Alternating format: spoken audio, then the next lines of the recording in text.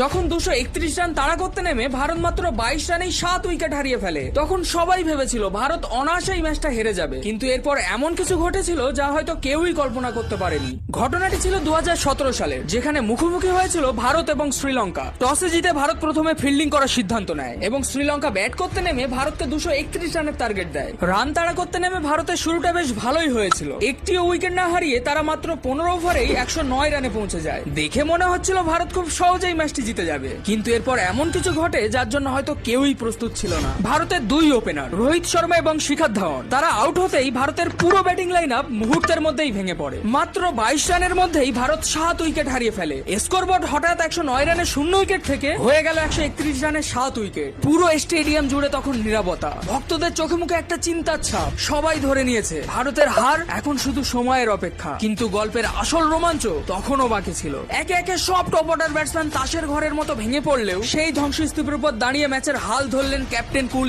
MS Dhoni, আর তার সঙ্গ দিলেন ভুবনেশ্বর কুমার। ধোনি সেই ঠান্ডা মাথার মস্তিষ্কে করা 45 রান আর ভুবির লড়াকু আন্দাজে করা 53 রান হারতে বসা ভারতকে এক অবিশ্বাস্য জয় এনে দেয়। এই জয় আমাদের মনে করিয়ে দেয় মাহি হে তো মুমকিন হে। আপনার মতে এই ম্যাচের আসল হিরোকে? কমেন্টে জানান।